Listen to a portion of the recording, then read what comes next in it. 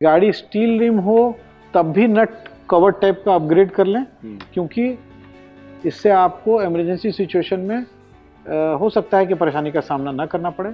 परंतु अगर alloy rim है तो 100% आप कवर टाइप के नट को ही प्रयोग करें, क्योंकि हमने देखा है अपने अनुभव से कि ये एक्सपोज टाइप का नट था, अलॉय रिम में लगा हुआ था, कैविटी में था, उसमें पानी जमा रहता था, जंग लग गया, नहीं खुला।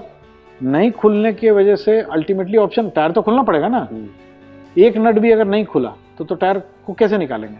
तो टेक्नीशियन ने किसी तरह चिजल उजल से काटने की कोशिश की, काटते काटते काटते काटते कट तो गया, परंतु साथ साथ जो रिम है अलॉय रिम, वो भी कट गया और रिम को फिर बाद में रिप्लेस करना पड़ा। नमस्कार, हेड्स अप ऑटो में आपका बहुत बहुत स्वागत है। मैं हूं शक्ति प्रकाश और आज बात होगी व्हील नट के बारे में। बातचीत करूंगा अपने ऑटो एक्सपर्ट अशोक प्रियदर्शी जी से। बहुत बहुत स्वागत है सर। जो व्हील गाड़ी में जिस नट से लगता है, हमारे दर्शकों को बताएं कि क्या उनको प्रिकॉशन लेना चाहिए, क्या सावधानी बरतनी चाहिए और क्या इंडिकेटर है जिसको देखने से उनको किसी तरह की कोई समस्या नहीं आएगी। कुछ समय पहले हम लोगों ने बताया था कि व्हील नट को अगर हम नॉन अलॉय रिम्स में जोर से टाइट कर देते हैं, बहुत दिन तक नहीं करते हैं, तो कैसे उसका होल बड़ा हो जाता है जी। उसी के रिस्पांस में एक बड़ा ही इंटरेस्टिंग चीज दर्शकों ने हम लोग को बताया। मुझे लगा कि ये इसके ऊपर में एक वीडियो बनाना चाहिए। एक दो जानकारी ऐसी है जो शायद हमारे दर्शकों के लिए काफ़ी लाभकारी होंगी। शक्ति जी, सबको मालूम है कि जो गाड़ी में टायर होता है वो रबर का होता है, उसका वेयर एंड टेयर होता है, उसमें पंक्चर हो सकते हैं, कट हो सकता है, हवा निकल सकती है, तो समय समय पे उसको खोलने की आवश्यकता पड़ती है। तो वो जो रिम होता है, चाहे वो स्टील रिम हो या अलॉय रिम हो, वो गाड़ी में नट के द्वारा टाइट होता है। तो पहले क्या होता था, बहुत सारे गाड़ियों में नट के जगह बोल्ट आता था। तो उस बोल्ट के साथ परेशानी क्या होती थी कि जब हम टायर को रिप्लेस करके नया लगा रहे हैं तो वो उसमें फंसता नहीं था, और एक हाथ से टायर को उठाओ, दूसरे हाथ से बोल्ट जो कि अंदर जाता था उसको होल को अलाइन करके हमको टाइट करना पड़ता था।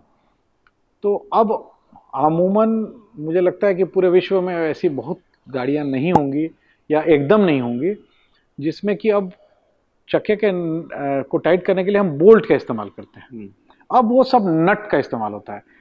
गाड़ी में से स्टड निकला रहता है, उसके ऊपर हम नट लगा देते हैं, तो रिम को निकालते हैं, फिर रिम को हम उसमें ऐसे बैठा देते हैं, वो एक बार रेस्ट कर जाता है, उसके बाद हम नट से उसको टाइट कर देते हैं। एक ट्रांजिशन था बोल्ट से नट पे आना, और नट के आने के बाद फिर उसमें एक और ट्रांजिशन हुआ जिसकी आज हम चर्चा करेंगे। देखिए शक्ति जी, एज यूजुअल हम लोग तो हर चीज़ डेमो के माध्यम से बताने की कोशिश करते हैं, तो मैं ये विषय भी डेमो के माध्यम से कवर करना चाहता हूँ। तो चलिए डेमो की ओर, और डेमो के जरिए समझते हैं कि इस नट में आपको क्या समझना है।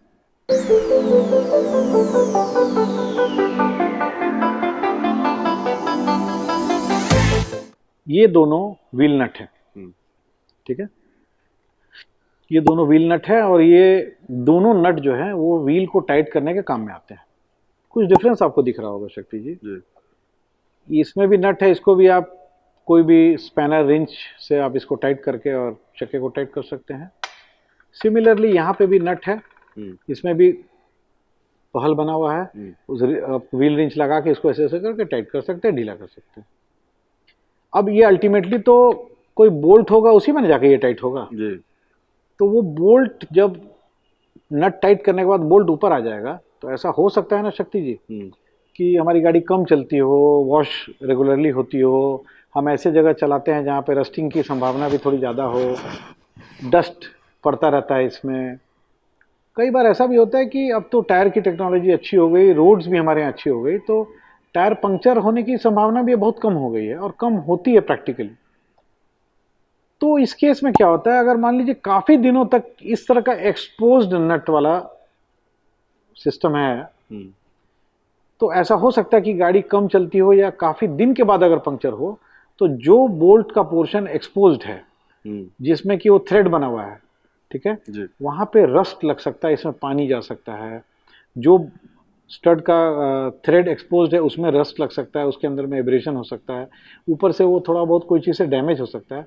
तो कभी जब इमरजेंसी पड़ेगी, हो सकता है कि नट खुलने में काफ़ी परेशानी हो, जंग की वजह से, या उसके ऊपर में थ्रेड उसका डैमेज हो गया क्योंकि एक्सपोज्ड है, या कुछ वेयर एंड टेयर हो गया, जो भी है, डस्ट भी हो सकता है बहुत ज़्यादा मात्रा में हो, तो परेशानी का सबब बन सकता है जी।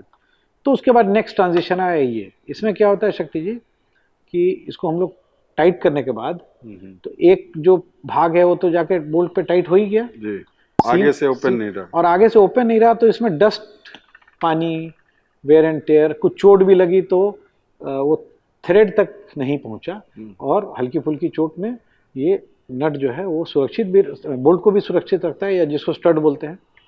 तो इसको देखा गया, या पाया गया कि इस तरह के बोल्ट नट को जब भी खोलने की आवश्यकता पड़ती है तो ये ज़्यादा आसानी से खुल जाता है, और खोलने की आवश्यकता तो कभी भी पड़ सकती है ना, it could be an emergency situation.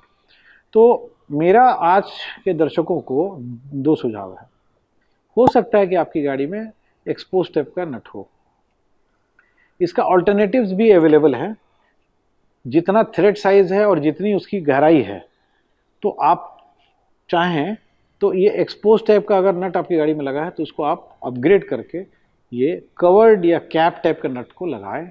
इससे आपको काफ़ी आसानी होगी कभी ना कभी इमरजेंसी सिचुएशन में। जी अशोक जी, कई बार ऐसा होता है कि आप ट्रैवल कर रहे हैं और दूर दराज के इलाके में अचानक गाड़ी पंक्चर हो जाए, मतलब टायर पंक्चर हो जाए, वैसी स्थिति में अगर नट नहीं खुल रहा तो बहुत परेशानी बहुत होगी। बहुत बहुत बहुत परेशानी। तो इसीलिए ये तो बहुत तो अच्छा। ये तो हमारा एक पार्ट ऑफ द स्टोरी है जी। दूसरा पार्ट ये है शक्ति जी कि नॉर्मली स्टील रिम्स में देखा गया है कि नट जो है वो रिम के ऊपर से टाइट होता है और नट का काफ़ी हिस्सा एक्सपोज्ड होता है। मतलब ये मैं साइड की बात कर रहा हूँ, ये जो साइड वाला पोर्शन है ये काफ़ी हद तक बाहर निकला होता है। परंतु आज के समय में जितने मॉडर्न कार्स आ रही हैं उसमें मैग्नीशियम एलॉय रिम्स या एलॉय रिम्स जिसको हम लोग कहते हैं वो भी बहुत मात्रा में आ रहे हैं। तो आप अमूमन देखेंगे, मार्क कीजिएगा, एलॉय रिम्स वाली गाड़ी में ये नट जो है वो एक गड्ढा नुमा एक कैविटी में जाके अंदर टाइट होता है जी। उसके लिए हमको एक उसका एक सॉकेट, या जिसको हम लोग एक सॉकेट, बोल्ट खोलने के लिए जो एक सॉकेट होता है एक्सटेंशन, वो लगाना पड़ता है। तो अगर मान लीजिए शक्ति जी कि एलॉय रिम वाली गाड़ी है, कई बार वर्कशॉप में जाती है तो गलती से लोग ये वाला रिम अगर नट लगा हुआ है निकल नहीं मिल रहा है तो ये वाला लगा दिया उन्होंने एक्सपोज टाइप।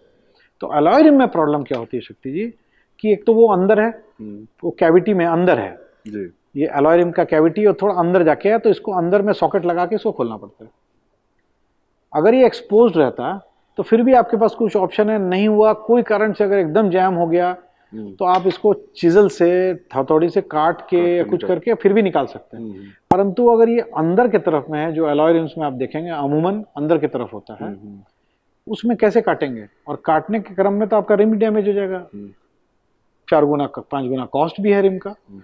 तो मैं आज अपने इस वीडियो के माध्यम से दर्शकों को बोलना चाहता हूं कि गाड़ी स्टील रिम हो तब भी नट कवर टाइप का अपग्रेड कर लें, क्योंकि इससे आपको इमरजेंसी सिचुएशन में हो सकता है कि परेशानी का सामना न करना पड़े। परंतु अगर अलॉय रिम है तो 100% आप कवर टाइप के नट को ही प्रयोग करें, क्योंकि हमने देखा है अपने अनुभव से कि ये एक्सपोज टाइप का नट था, अलॉय रिम में लगा हुआ था, कैविटी में था, उसमें पानी जमा रहता था, जंग लग गया, नहीं खुला। नहीं खुलने की वजह से अल्टीमेटली ऑप्शन, टायर तो खुलना पड़ेगा ना, एक नट भी अगर नहीं खुला तो टायर को कैसे निकालेंगे? तो टेक्नीशियन ने किसी तरह चिजल उजल से काटने की कोशिश की, काटते काटते काटते काटते कट तो गया, परंतु साथ साथ जो रिम है अलॉय रिम वो भी कट गया और रिम को फिर बाद में रिप्लेस करना पड़ा। तो एक छोटी सी अगर ये कवर्ड रहता तो ऐसा नहीं होता, क्योंकि संभावना बहुत कम हो जाती है, रस्ट लगने की संभावना। एक छोटी सी गलती कितना बड़ा कॉस्ट और कितने बड़े परेशानी को सबब दे सकता है, यही आज का उद्देश्य था। तो ये जो नई गाड़ियां आती है उसमें तो इसी तरह का आता होगा नट? जरूरी नहीं है शक्ति जी, जरूरी नहीं। मैं फिर इस पर कोई कमेंट नहीं करना चाहता हूँ, परंतु जो भी दर्शक हमारे इस वीडियो को देख रहे हैं वो खुद ही देख लें अपनी गाड़ी में जी, चाहे वो अलॉय रिम वाली मॉडल हो चाहे नॉन अलॉय रिम वाली मॉडल हो, स्टील रिम हो, अगर ये एक्सपोज टाइप नट है तो उसी का अप्रोप्रिएट रिप्लेसमेंट आप कवर टैप का नट में लगा लें। इससे ऐसा हो सकता है, ईश्वर ना करे कि कोई आपको ऐसी सिचुएशन में आप फंस जाएं, बट इससे आपकी उस परिस्थिति में फंसने के बाद जो प्रॉब्लम होने वाली उसकी संभावना बहुत कम हो जाएगी। और ये आपके लिए बहुत यूज़फुल एक सजेशन है जिसको मैं आज देना चाहता था। जी अशोक जी, बहुत बहुत धन्यवाद। मैं अपने दर्शकों को दिखाना चाहूँगा कि ये जो कवर्ड नट है, एक तरफ से कवर्ड है और इधर से खुला हुआ दूसरा नट जो हमारे ऑटो एक्सपर्ट ने दिखाया है, बिल्कुल आप देख सकते हैं कि ये बिल्कुल खुला हुआ है और इसमें रस लगने की संभावना बहुत ज़्यादा होती है। तो हेड्सअप ऑटो का मकसद ही है अपने दर्शकों को अवेयर करना, कुछ ऐसी जानकारी देना जिससे उनके रोज़मर्रा की ज़िंदगी में गाड़ियों से संबंधित जो समस्या है उसका समाधान वो खुद निकाल पाएँ और आगे उनको किसी तरह की कोई समस्या नहीं हो। आप कमेंट ज़रूर करें किस तरह का कंटेंट आपको पसंद आती है और किस तरह का कंटेंट आप चाहते हैं। हमारे ऑटो एक्सपर्ट पूरी रिसर्च टीम के साथ कंटेंट डिज़ाइन किया जाता है और आप तक पहुंचाया जाता है। कमेंट ज़रूर करें। हेड्सअप ऑटो के फेसबुक और इंस्टाग्राम को भी फॉलो करें। दीजिए शक्ति प्रकाश को इजाज़त। बहुत बहुत धन्यवाद।